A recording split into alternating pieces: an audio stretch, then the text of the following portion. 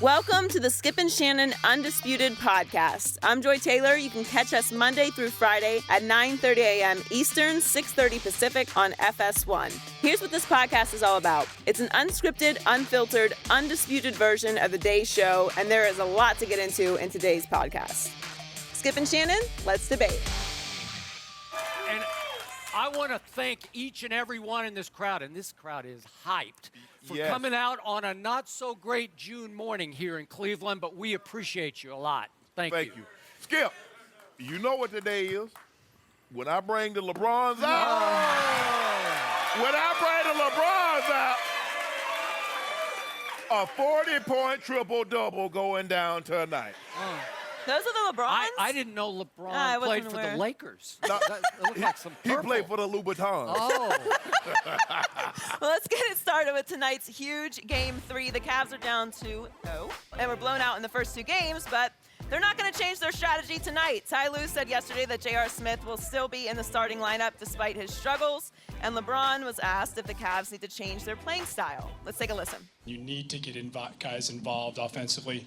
Is that harder to do, though, at this point in the series when you're down 2-0 and you probably need to be more aggressive?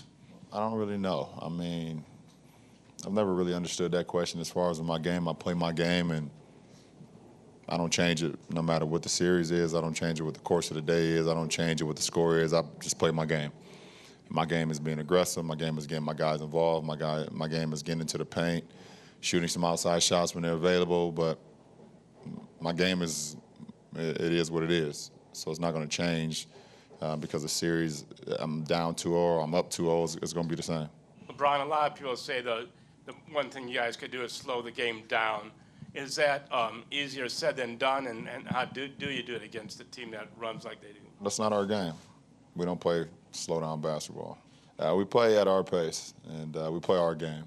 We got to this point playing our way. We've won a lot of games playing the way we play, so, we're not going to change. Skip, who wins tonight?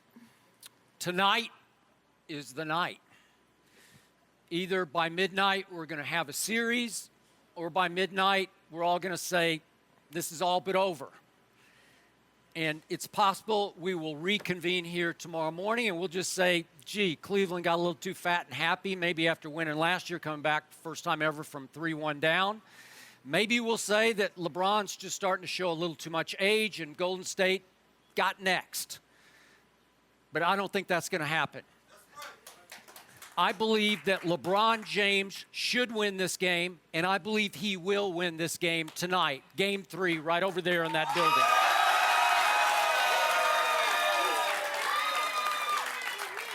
The last two finals, 2015 and 2016, LeBron James was the literal driving force of two big wins in that building over the Golden State Warriors.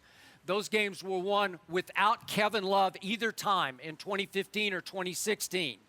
Kevin Love is going to play tonight, I'm pretty sure. And yeah, I know. Kevin Durant's now on the other team. And now the other team is already, for some reason, being hailed as the greatest team ever. And to that, I say a big baloney. I'm not buying it yet. I don't think LeBron James is buying it yet. And I'm going to remind everybody that actually Cleveland played two slightly closer games this year in Oakland in games 1 and 2 than they did a year ago in games 1 and 2 in Oakland. And I didn't hear anybody a year ago saying, gee, Cleveland's got no shot in game 3. And what happened in game 3 over there in that building last year? 120-90 happened. Cleveland by 30. Again, no Kevin Love.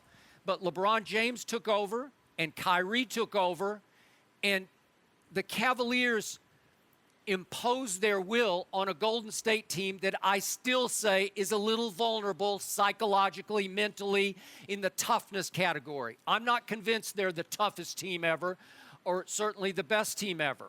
So I'm also not buying what LeBron and Ty Lue are trying to sell us about. We're just going to play our game. We're not a slow-down team. Baloney to that, too. You're going to have to change the pace. The last two games in Oakland, the first two this year, were played at the fastest paces of all of LeBron's playoff game career, those two games. Can't win that way against this team. Not a fair fight. So tonight, we all know this is the one thing I share with LeBron James. I'm a huge Dallas Cowboy fan, and so is LeBron. What did my Dallas Cowboys do this past year while winning 11 straight games? They controlled the clock and controlled the football, and they, quote-unquote, kept their defense off the field. I don't think this is a great Cleveland defense. It finished 22nd in the league during the regular season. So you keep the defense off the field. I want to see that LeBron that I saw 2 years ago in games 1, 2, and 3, and you've pointed out to me there was no Kyrie and no Kevin Love. But that was the greatest stretch of LeBron I have ever witnessed because he dominated the ball and the game, kept the score down. They won that game 2 years ago in that building, 96-91. There's a way to beat this team while making it uncomfortable. Sure, you can play more physically on defense. You could bring a little NFL, bring some Browns dog pound to this game tonight, and I want to see some of that. But I mostly want to see LeBron attack. I want to see him get in the lane the way nobody can get in the lane, get to the rim the way nobody can get to the rim, get to the free throw line, which he has not done enough in games 1 and 2, and get teammates open threes like crazy. Tonight, the threes will fall. I think we'll have a JR sighting, we'll have a Corver sighting, we'll have a Channing Frye sighting, and I believe Cleveland will make 15 threes tonight. I'm not suggesting it's going to be a 120-90 game. I think it'll stay close, but I believe Cleveland can beat Golden State in a close fourth quarter, late game kind of game. I'm going to go 102-99 home team tonight as they do defend the land.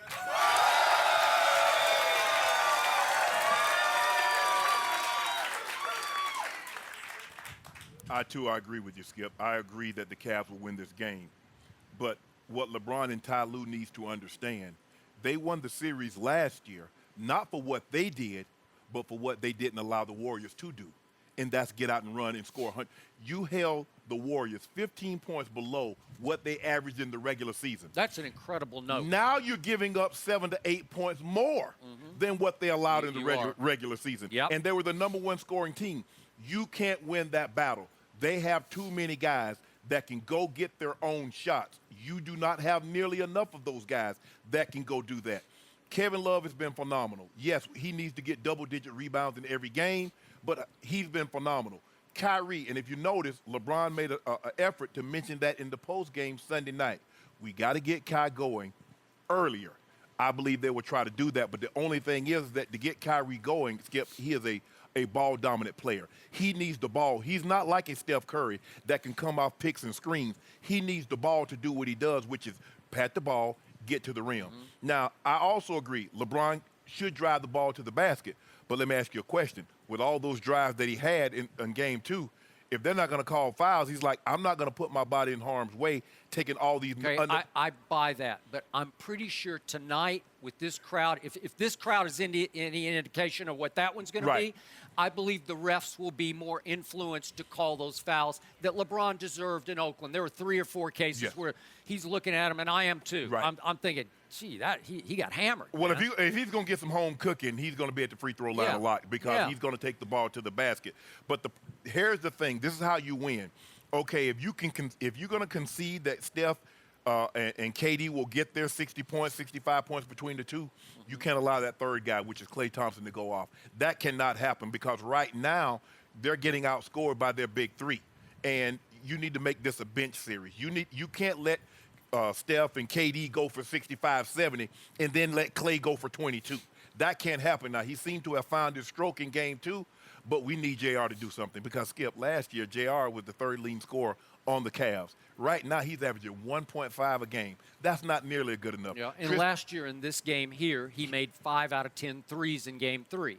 They've rendered Tristan Thompson useless for the simple fact Zaja only plays about 5 minutes a game. Then they go to that depth lineup a lot sooner than what we've seen in the past. So now you got KD and Draymond, and who do you put Double T on? He can't really guard those guys. So Ty Lue's going to have to find a matchup with that. I would play Channing Frye a lot more. I also would be willing to go to Derek Williams because you need a body to throw at KD instead of having LeBron expend so much energy on the defensive end trying to guard him, Skip. Because I do believe, like you said, he kind of wore down. But when you got KD going up and down, up and down, and you're also trying to get into the paint and distribute the basketball. That takes a lot out of you mentally and physically. But if you do not slow this pace down, look, everybody knows I beat LeBron's drum. You're not beating the Warriors if the game gets into the 1-teens, the 120s. I agree. That's not going to happen because you do not have enough guys that can dribble, shoot, and pass like the Warriors do. So the best case scenario for you is to keep the game in the low 100s, preferably the 90, because you remember Game 7 last year in their building, it was 93-89. They haven't even been close to 100. They've been 113 and 132. If you play at that pace, you're losing. So, going into this series, even though in the past I've had my issues with LeBron James, what did I concede to you? That LeBron will be the best player on the floor on either team in this series, right? Wouldn't you agree with me that tonight is the night that manifests itself? That's where we see, wait a second, he's the best player. I still think he's better than Kevin Durant is right here, right now. But the thing is, Skip, think about this.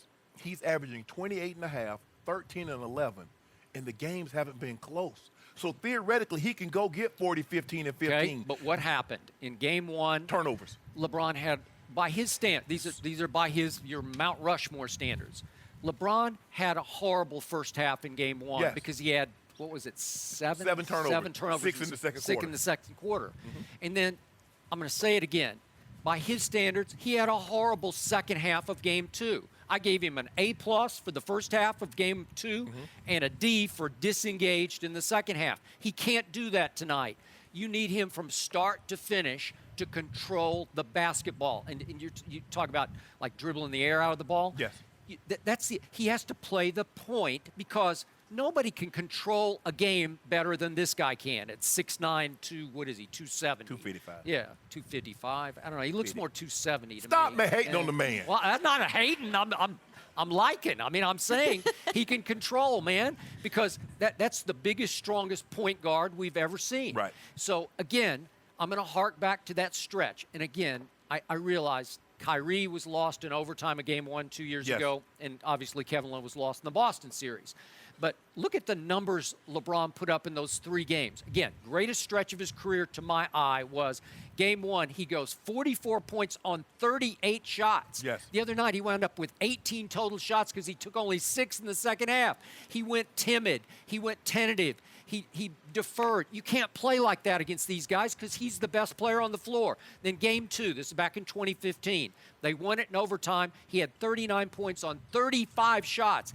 Game 3, back here in this building, 40 points by LeBron on 34 shots. So he doesn't have Kyrie as his wingman, but he's capable of doing that against this team, even with Kevin Durant, if that's the mindset. But it has to be a 4-quarter mindset. You can't suddenly say in the third quarter, oh, you know what?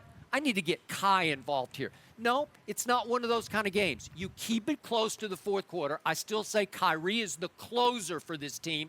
But if you can keep it close as you did in Game 7 last year in their building, then maybe Kyrie, or like on Christmas Day in this building, then let Kyrie close the deal. But you have to keep them close. But Kyrie has to be engaged. I don't believe you can all of a sudden the game is close and ask Kyrie to go hit a shot. But here's the thing, Skip.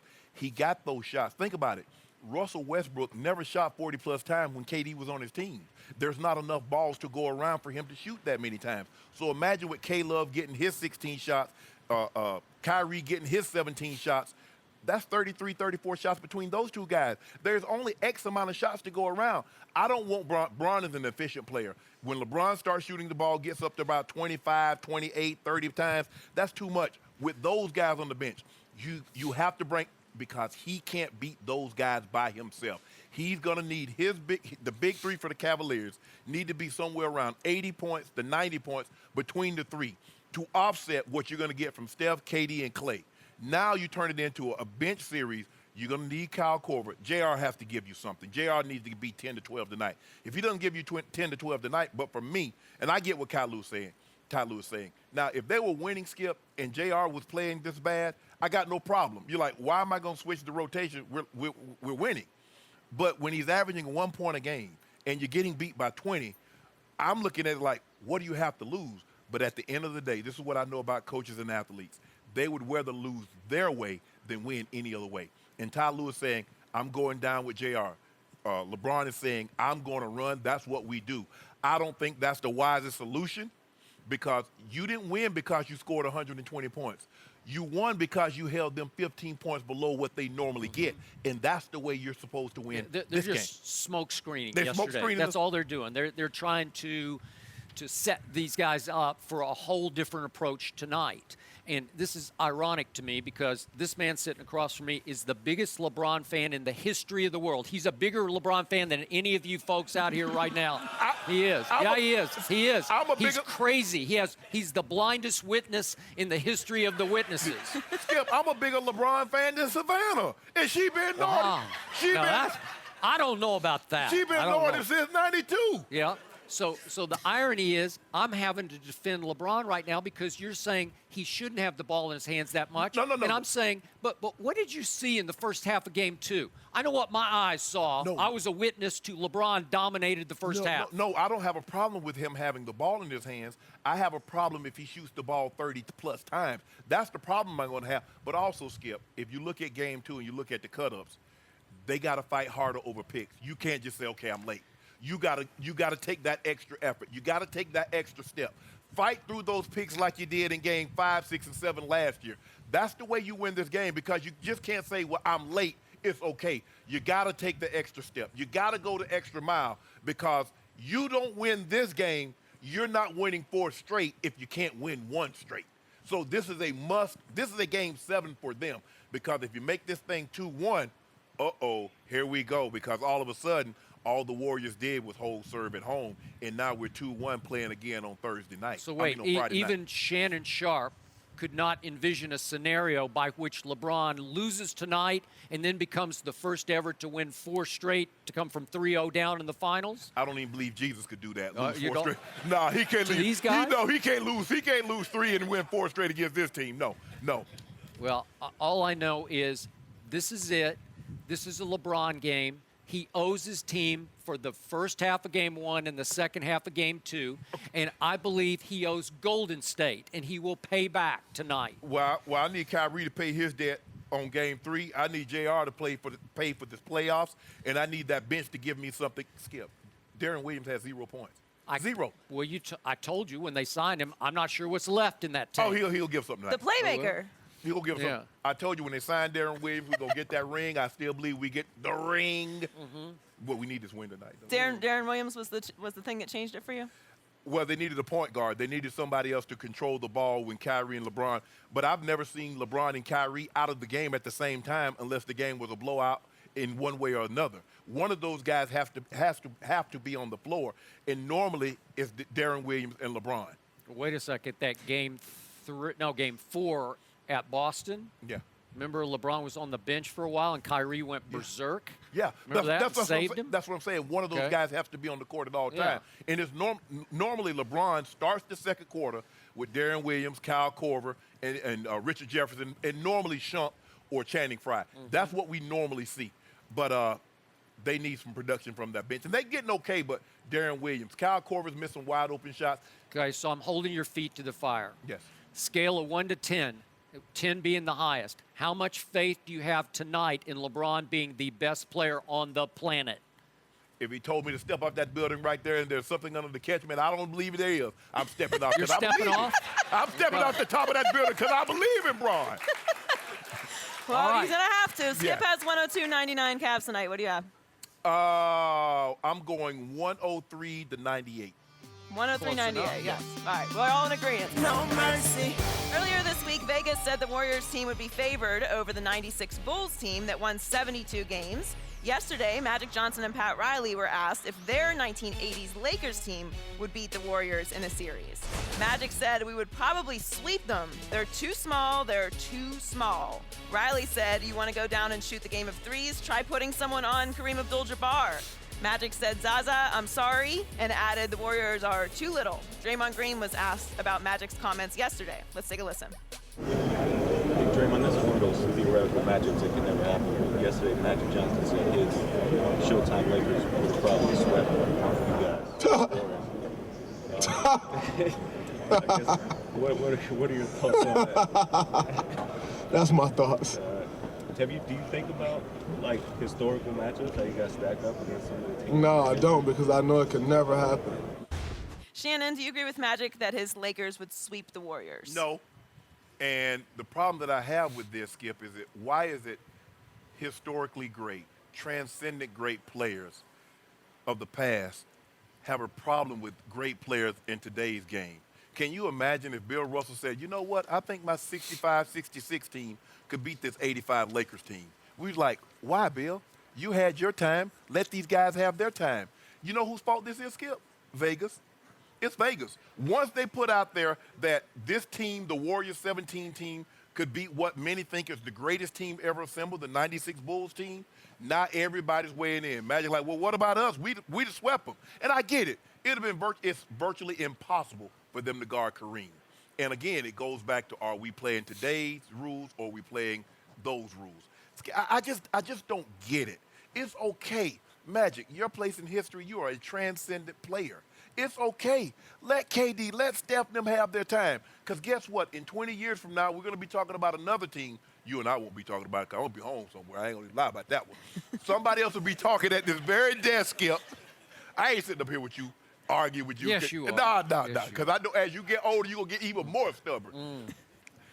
20 years from now, Skip, there will be someone else. There will be another team that's put together, collection of talent, all-star players, all NBA players, MVPs, and we'll be having that discussion again. Well, and I hopefully Kevin Durant and Steph Curry don't talk, well, oh, we'd beat this team. We'd have swept that team. Actually, we'd have beat them in 3 games. They'd have called the 4th game off because they didn't want to come out there and play us. This makes no sense to me, Skip, because you know why? Because we'll never know. I hate doing this because the rules would bear so much, would come into play so much. Are we going to hand check? Are we going to be able to hard foul? That's it. You know what, Magic? This should have been beneath Magic. He's like, look, let these guys do what they're doing. We had our Showtime Lakers, but I'm out on this one, Skip. So, Shannon Sharpe, you are readily willing to concede that today's Patriots would have beaten your Super Bowl Broncos. I'm ready to admit that. I just don't know. Skip, I got asked that all the time. Who would win, the 2000 Ravens or the 97 Broncos? And I'm like, well, which team am I on? Because that's going to be the determining factor. All right. Well, that's fair. I would buy your argument there. But here's the thing, Skip. Are you going to be able to attack the quarterback? Are we going to be able to cut? Are we going to be able to leg whip like we could in the 90s? Because think about it, Skip. If you notice, Bill Belichick doesn't have a great record against Mike Shanahan. I lost 1 game to the Patriots. So I like our chances, but I would never say that. Wait, I think you're flashing your pride right there. What do you expect Magic to do? I would never say. Shannon, that should be beneath you. I would never say that publicly, but we bust them up. You'd bust them up? Yeah. Okay, well, there you go. Okay, and what did you tell me yesterday in a shock to me, just like spilled out of your mouth? Yeah. That Kareem Abdul-Jabbar was greater than Michael Jeffrey Jordan? Didn't you say that? Yeah, I did. Okay, so Magic is saying they're too little to guard Kareem. So you already told me, which is absurd, that Kareem is better than Michael Jordan. So you should stick with your opinion of yesterday and say Magic's exactly right.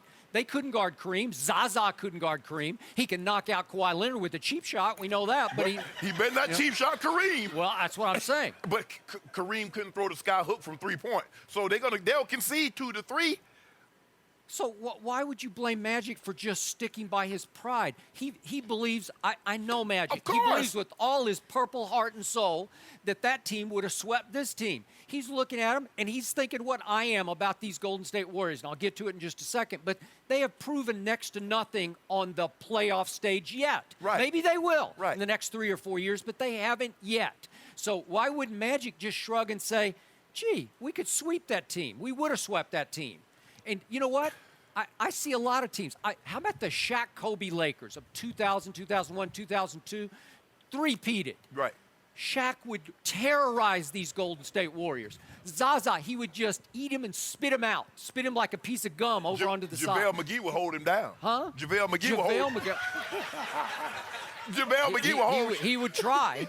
JaVale might get thrown out. Right? No, Shaq might get thrown out. One of the two. But again, Kobe and Shaq against these guys, I'm sorry. But, Skip, I think the thing is that we're looking at the Warriors, and they're talking about 1 year. They're talking about this team, if they were to sweep, let's just say for the sake of argument, they go 16-0, 15-1 with the 67-15 record. Then you would have to look at them as one of the all-time greats. No matter what you think about the 72 Dolphins, Skip, are they the best team? They get thrown into the conversation because why? They're the only team to go through an NFL 16-game season, undefeated. And when you say that, Skip, they get brought into the equation. Yep. But that was then. You talk, the guys are bigger, stronger, faster. They jump higher. They shoot better. They do a lot of things better now than what they did back then. That's not to minimize their era. That's not to minimize those great players, because Kareem is a transcendent player, and he doesn't get the credit that he deserves. Yeah, he was a little surly. Yeah, he rubbed some of the media the wrong way.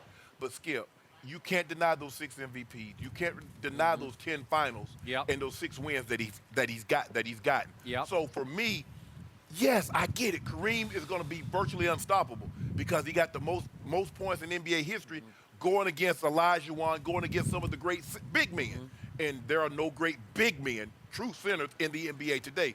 So with that being said, yes, it would be a struggle, but they're not sweeping them. I believe the team that has home court would probably win this series. But for me, I don't like doing hypotheticals. I mean, let's see. I mean, could Skip Bayless hypothetically outrun Shannon at the same age when they were 24, 25? No. But why would I say that? Wait. What about Skip outrunning Shannon right now? At what? At anything. You name it. I ain't running no miles, Skip. There's no football field that's a mile. I don't need a mile to get a first down. You're not running at all anymore. I can run 40 yards. Back to the argument at hand. I'm going to give you on potential, just on potential, this team has a chance to prove it's the greatest team ever. That could be in 4 years or 5 years or 6 years from this moment. But I am sick and tired already of the premature glorification of these Golden State Warriors, because what do they have to show for themselves? They have one cheap ring, and it was cheap because there was no Kyrie and no Kevin Love. That's all they got. That's all they got. Seriously. Really, okay? Look, so think about this. Think about this. It took the insertion of Iguodala into that lineup. By accident, too, I might add. Okay, but that's what it took to turn that. LeBron had them on the ropes, down 2-1 with Game 4 in that building. And Steve Kerr, that was the move of the series. It worked. Yes. He decided, I'm going to put Iguodala, my sixth man, into the starting lineup, and I'm going to put him on LeBron. Right. And LeBron, by his standards, came up small that night against Iguodala. Maybe he just ran out of gas. I don't know. Yes. But the point was, Iguodala turned the series around on offense and defense and won the MVP over Steph Curry, who had been the regular season MVP. Right. Then last year, Steph Curry wins unanimously for the first time ever. He's the first unanimous MVP of a regular season. And then what happened?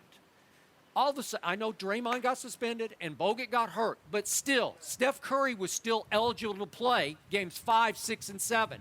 And they choked up and spit out a 3-1 lead because Steph Curry in Game 7 back in his house in the fourth quarter went 1 for 6 and 1 for 5 from 3. Over the 7 games of the finals, Steph Curry had more turnovers than assists. Well, that's the unanimous MVP, and that's all you got to show. That's what you bring into the table tonight. But Skip, you're talking about a team. We're not talking about who's going to have the greatest run over 3 years, over 4 years. They're talking about this team. They're not talking about because think about it, Skip. I think the Bulls won, 69 games in 97. But people mentioned the 96 team as the greatest. The Big Three Celtics, they was 40-1 at home that season and won the title over the Rockets and a King.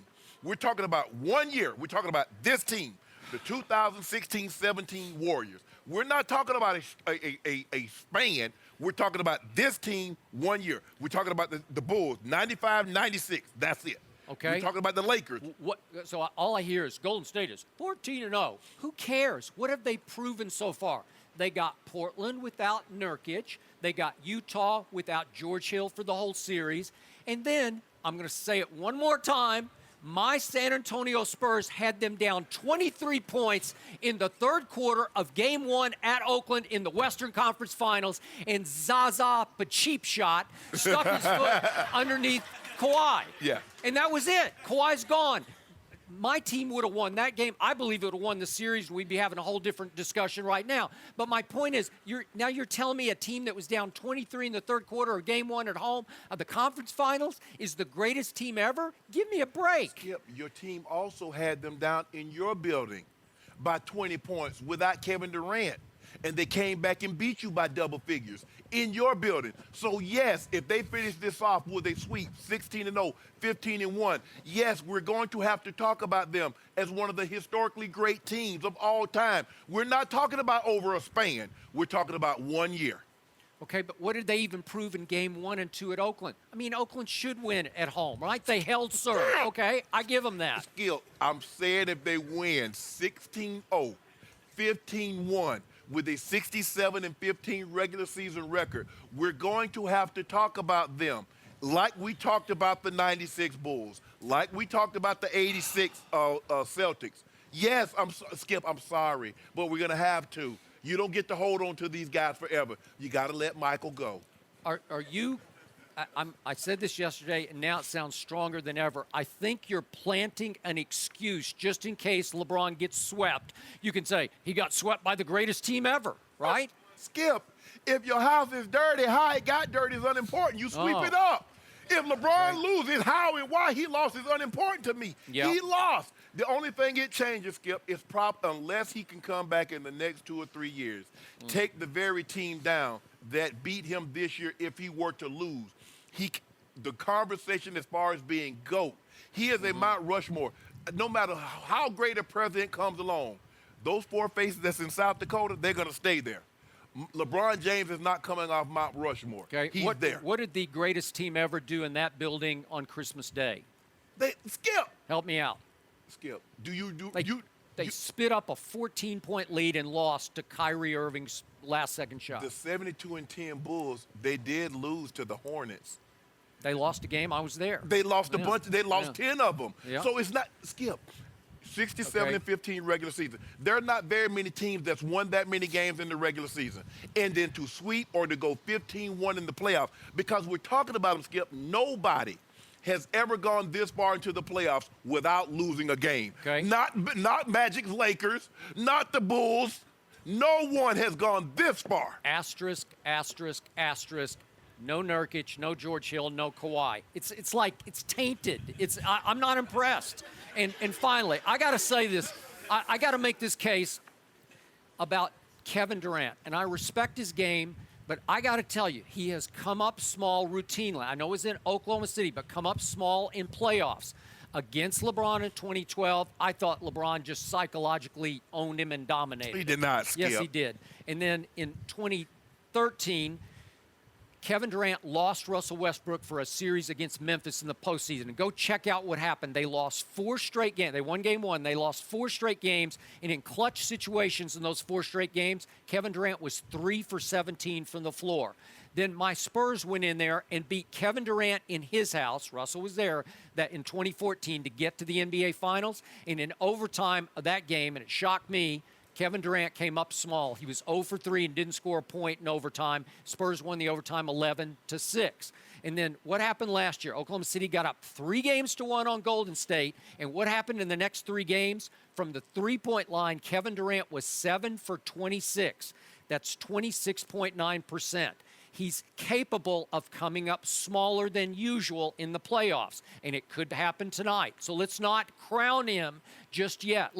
I need to see more from both Steph and Durant before I say greatest team ever. Okay, Skip. He got tired of getting beat up. He went and got some battle homeboys to join forces with, and now he's coming back wreaking havoc on all the teams that wreaked havoc on him.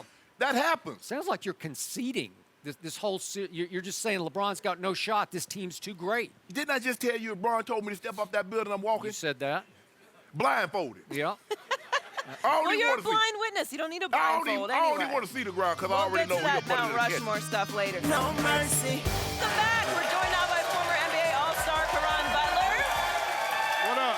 Karan, Feeling good. got the green going on today. It's money time. It's money time? It's money All right. time. Well, you were teammates with Kevin Durant in 2014 in Oklahoma City, and KD even thanked you in his MVP speech. Let's watch that for a second. Karan, even though you just got here,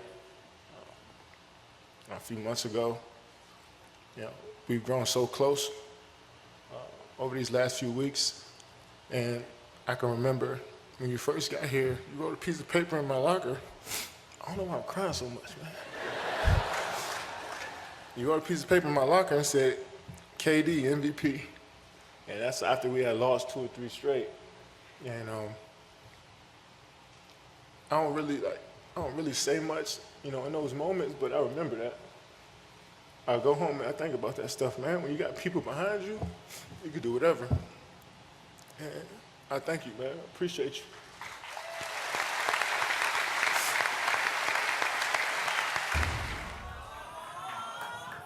I want to cry. I was Y'all crying. don't do that. Y'all got me messed up right now, man. Don't do that. Don't do that. You out there crying. Hey, man, listen. It's emotional. Last time I cried, I was on Oprah. I'm not doing that up here right now. I'm not doing that up here. It ain't that type of show. Now, what you say? No, let's just try it. Durant's played great in the first 2 games of the finals. So are you seeing a different KD now than you saw back in 2014? I'm seeing the same KD, but I'm seeing, a different mentality, if that makes any sense. Like, he's being more dominant on the stage, and he's embracing the moment. He's ready for the moment, and he's capitalizing on the moment. And for the first time in his career, and in LeBron's career as well, at that position, he's finally a wash, just equally matched. LeBron is a dominant player, obviously the best player on the planet, but he's playing against the second best player in all of basketball, and that's Kevin Durant.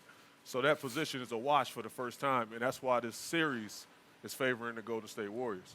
So, Karan, did it surprise you when that moment happened? Because you'd only been there for, a couple of months or so? And Kevin was really touched by that note you left.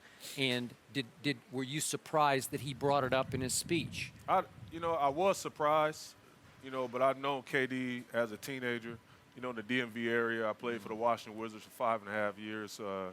So just being with him and having that relationship with him, and then finally going there because of him and Russell Westbrook, that dynamic duo, I chose them over other contenders. San Antonio was one of them, the Miami Heat, obviously.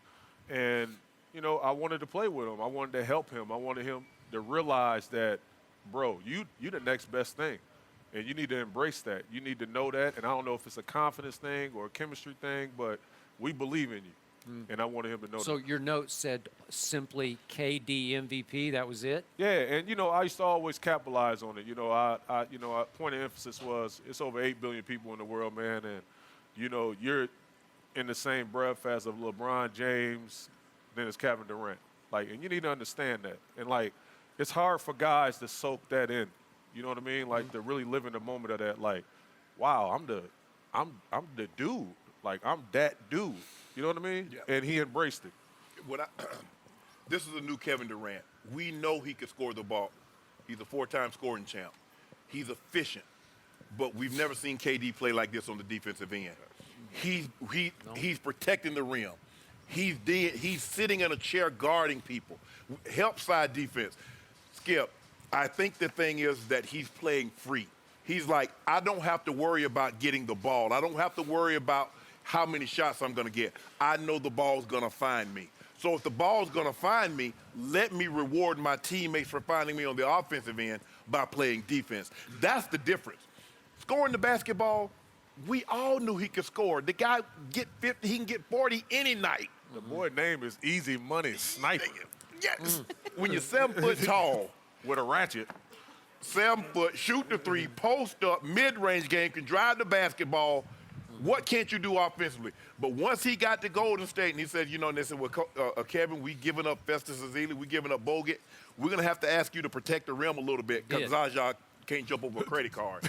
So KD says, okay, I got you. He can jump under it. Yeah.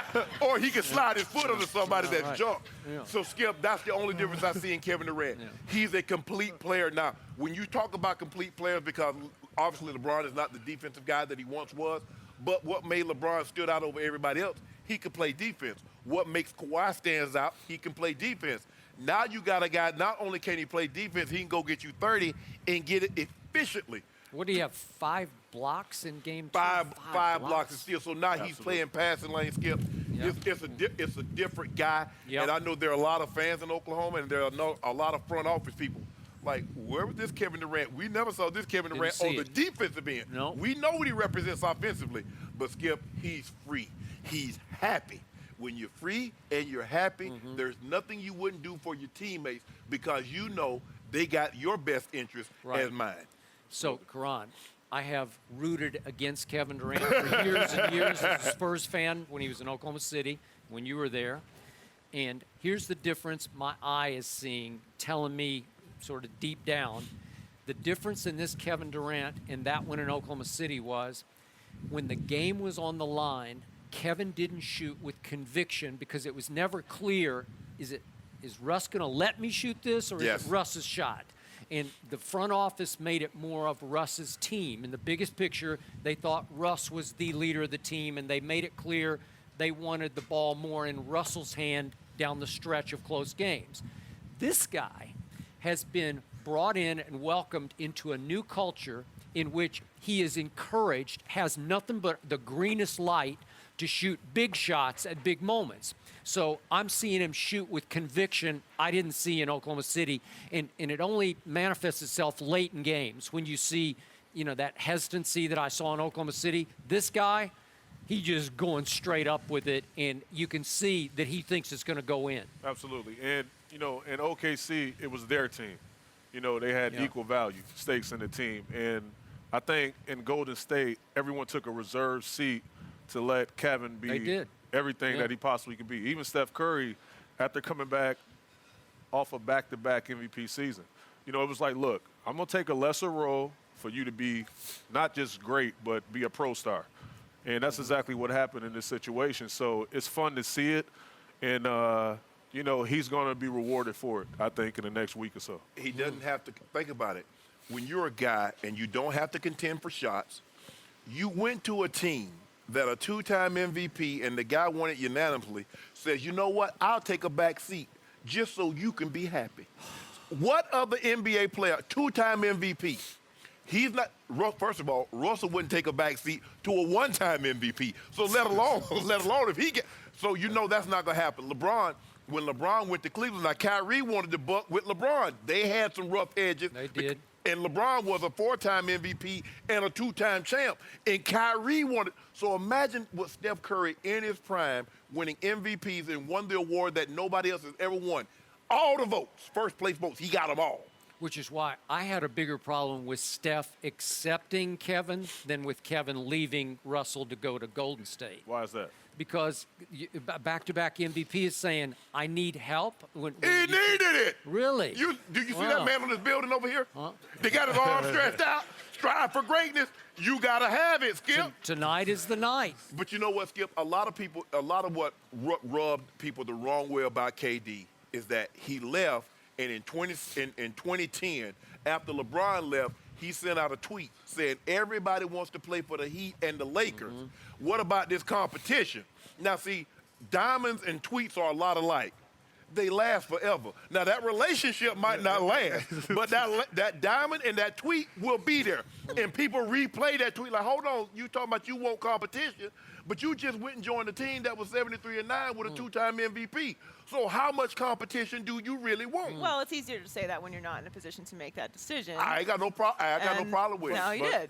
When LeBron went to Miami, he changed the landscaping of the game, particularly in the NBA, because... Sit down, Joy. You hate on LeBron now. No, it's the truth, though. But he gave superstar players the blueprint on how to do this.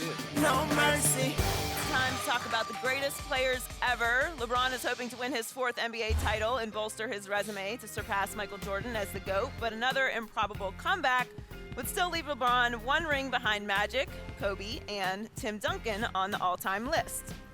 So, Shannon, who is on your NBA Mount Rushmore? Well, Skip, Shannon.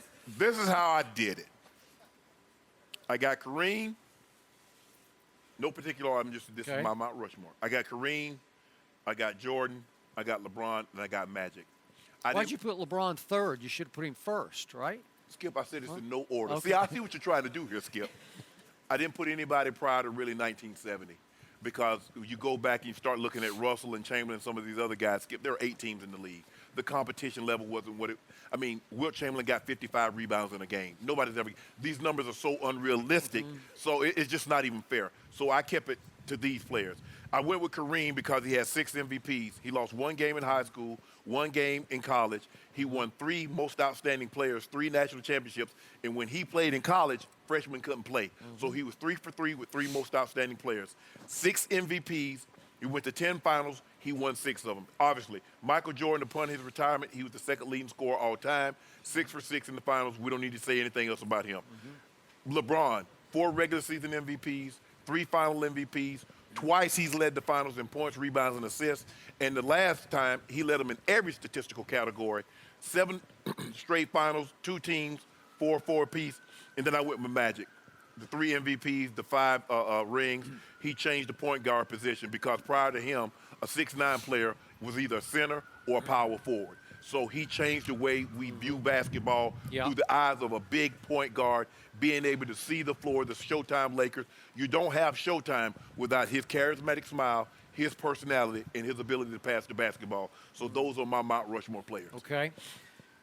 I have issues with your definition of Mount Rushmore because there are actually 2 Mount Rushmores for me. One is the achievement Mount Rushmore, where you honor players for their longevity or their career stat achievement. And you said Kareem, I'll give you Kareem on the achievement Mount Rushmore. I'll give you Bill Russell, who won 11 championships in 13 years. I'll give you Tim Duncan on career achievement. Without the Ray Allen shot, he would have been 6-0 in NBA Finals. He would be on my achievement Mount Rushmore along with Michael Jordan. Now, there's my real Mount Rushmore, and it's the 4 players that I'm going to take and kick your behind with. Okay? This is 1 game for your life. These are the 4 guys I want on my team and on my Mount Rushmore. Michael Jordan, Shaquille O'Neal, Magic Johnson, and Kobe Bryant. I'm sorry. I'm sorry. I'm going to go beat you with my 4. And I'm sorry. I will take 1 game for your life. I'll take Kobe over LeBron. I'll take killer Kobe over LeBron James. You know what? I like how you do this because who's going to take the last shot, Kobe or Jordan? Michael Jordan. But what is the closest thing we have seen in this league to Michael Jeffrey Jordan? Kobe Bean Bryant. Thank you. You think Kobe taking a back seat to Jordan?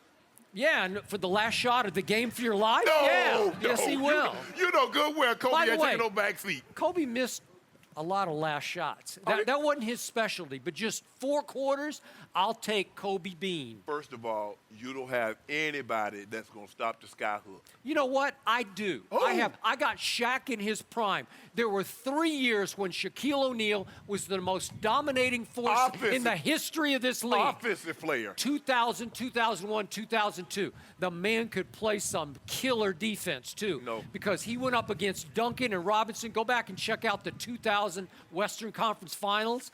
Oh, I was there, and I love Tim Duncan, but he had no chance against Shaquille O'Neal. Who ever had a chance against the sky hook? This guy would have. Ask Elijah. You know what? Ask David Robinson. Shaquille would outplay Kareem for 4 quarters. Kareem was finesse. He was soft. He needed Magic to be the leader of the franchise. He wasn't a takeover guy. I get it. He was so gifted at, what was he, 7'1" or 2? Yeah, 7'2". I get all that, but I'm taking Shaq at 7'1" and 300 pounds. You do realize he won 5 MVPs before he even knew who Magic Johnson was. And when Magic Johnson got there as a rookie, he won his 6th MVP. And you do realize Kareem went 6-4 in the finals. Yeah. So he's capable of losing finals, right? right? I chalked that up, Skip. But you can't deny those 6 regular season MVPs.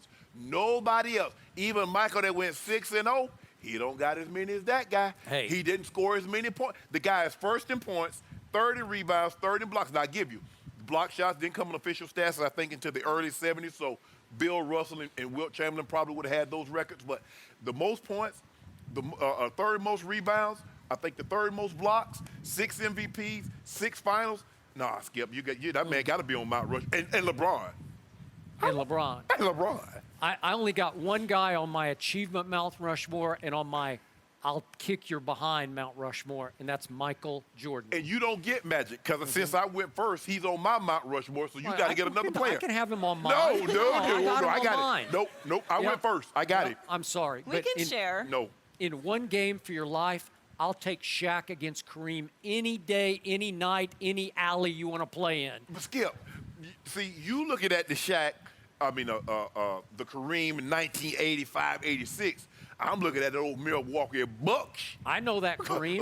I was there. I know what it was. When he was averaging, 33, 17, and 5. Yep. I want that guy. He was all-time great, but he wasn't any Shaquille. Oh, and before he had the goggles. Oh, and then when he put those things on it.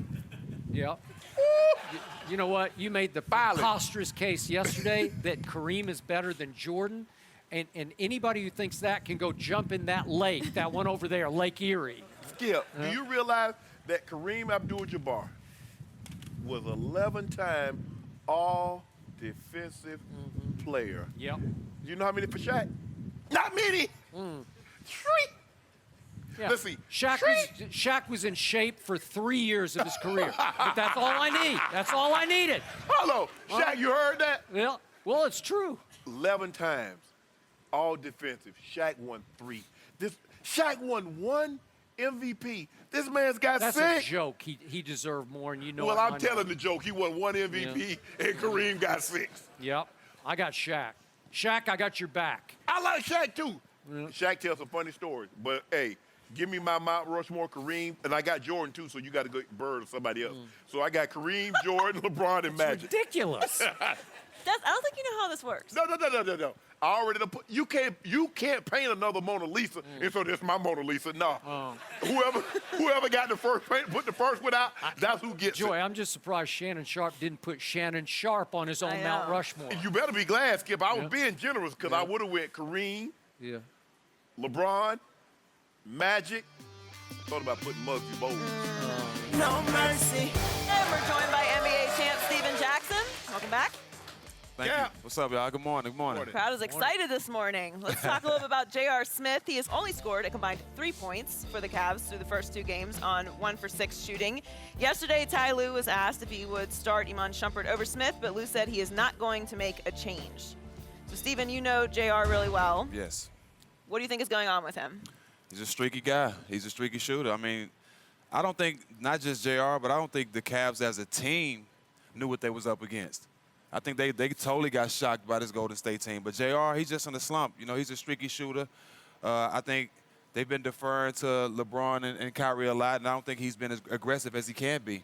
I think coming home, you know, he'll have more confidence in his game, be around his family, going on to that beautiful daughter of his, and hopefully he can get back to being a great offensive player because they need him. You talking about he's streaky? Very streaky. When the streak gonna start? Him hitting shots tonight? Okay, that's what I need to know. It needs to start tonight, definitely. You know, I think the thing is, I mean, he was late getting to camp because of the contract. Yeah. His daughter's situation, and then when he does get to camp and he starts playing the season, he breaks his wrist.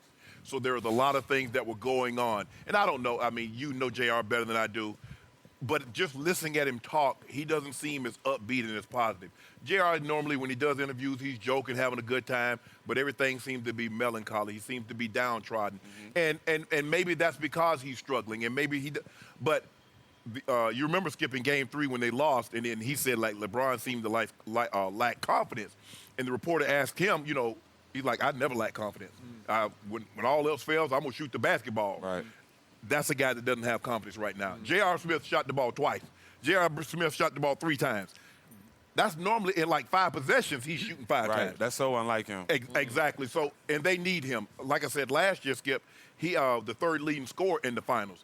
He has to give them double figures. Yeah. Because if Steph and KD and Clay gonna go and get 80, that big 3, Cleveland, if they can somehow get 80, 90, Yep. Now that 10 points that JR would normally give them would be huge because Zaza, he's only going to give you 2 to 4 points.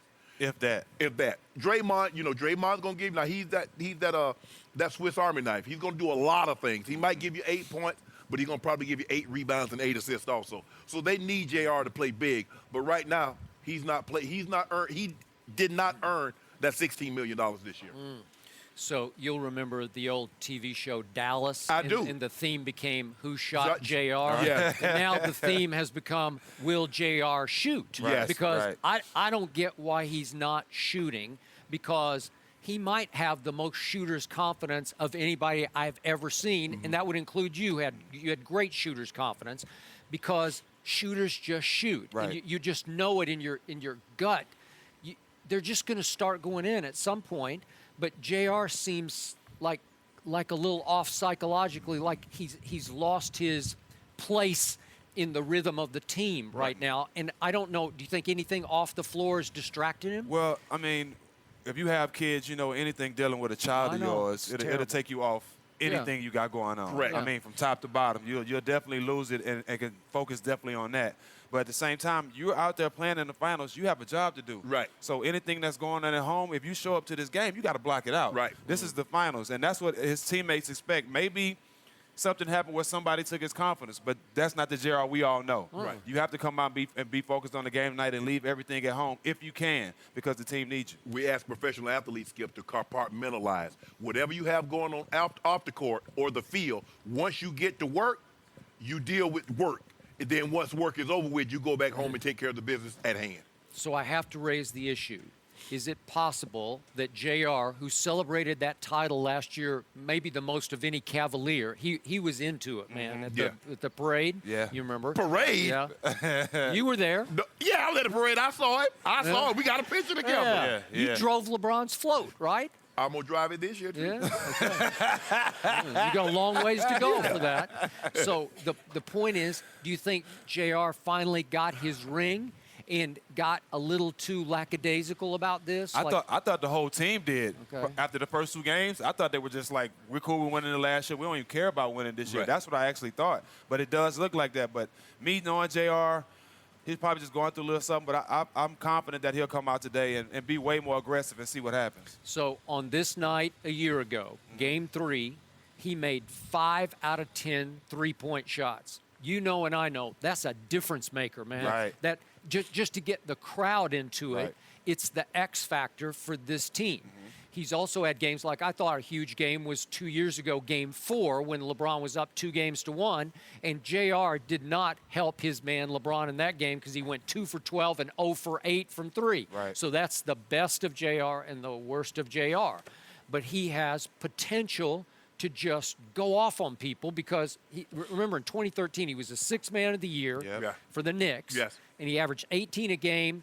And he's had 2 years, 2 regular seasons, in which for the whole regular season he shot 40% from 3. So it shouldn't be that long before this kicks back in. Right? Even with the not taking as many shots as we expect, he was one of their best defenders last year. He was. So his defense, just because you're not making shots or taking shots, you still got to go out there and compete and play defense. There's other ways to be an impact on the court. And he got to figure that out. That's what I'm talking about. See, if he's struggling offensively, you can say his defense is too valuable for us to take him off the court. Right. But he's not playing good defense. No. He's not making shots. Skip, he's only scored double digits in twice in the last 19 games. That's not good enough. No. So you talk about the ring, JR got paid too. Yep. And he got paid because, LeBron, he went with, I think Rich Paul is his agent now. So LeBron got him paid. So maybe it was the ring and maybe it was he got fat. Yep.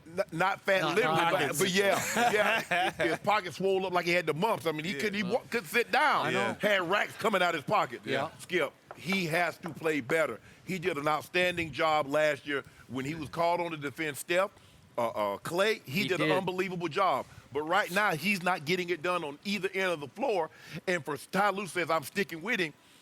JR is going to have to give you some reason to justify him starting again in Game 4. Yeah, because Derek Williams, the way he played, he looked like he should play the way he played last game in those garbage minutes. Yeah. He played real well. And he's athletic I think he can keep up with those guys on offense and Shannon Sharpe. So he got guys that's ready to play. He got to come out and play tonight. Skip, Derek Williams played well. He did. When he's called upon. He plays really, really well when he's on the court with LeBron. Right. Derek with the K on the end of it. Derek. Not Derek. Not that other guy. No. Derek. Yeah.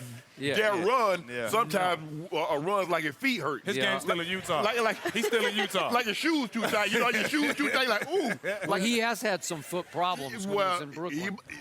He had a lot of problems. Seems like he still got them. Yeah, game problems. Yeah, well, he had money problems. He got a lot of it from Brooklyn. Yes, he did. Yeah. He's a Texas boy. You know what I forget about J.R. Smith? Because he plays smaller than he is. I mean, not in a figurative way, but on the court, I forget he's 6 feet 6 inches tall. Yeah. Because you played at what, 6'8"? 6'8"? Yeah. But 6'6", 225 is Right. J.R. Smith. Yeah. That's a big man. Yeah. And he's not imposing any of that will defensively on anybody. Nothing. To me. He's not. Like it's just his effort. Like you can't let your offense dictate how you compete and how you play. Right. And that's what it is with him. His body language look bad. Yeah. You know, just because he's not getting his shots. But at the end of the day, he's getting opportunities. Yes. But he passing the ball. So Yeah. some type of way he himself has to figure it out how he can get going. And them dumb fouls. He fouled Kate. I mean, He they're did. down 1 point. That happens when you're not locked in. When you're pouting, when you're not getting your shots, you get dumb fouls. You do dumb things. Foul Steph Curry way Right. away from the ball. I mean, some of the fouls that he's getting, you're like, JR. I mean, you know he can go. You know, sometimes, you know, JR be JR. Right. And, like, Sometimes stack be stacked. So I feel him. I understand. But you was always, look, if your shot's not falling like you say, well, okay, I ain't making no bucket, you're not going to get any buckets. Oh, no. I'm going to go lock somebody else up. Exactly. And that's what he's going to have to do, Skip. So, Steven, what's your gut tell you about J.R. tonight? What do you expect? Friends put aside, I really feel like he's going to come home, you know, after being home a couple of days, getting some rest and refocus. I think he's going to have a good game tonight. I really do. 4 threes?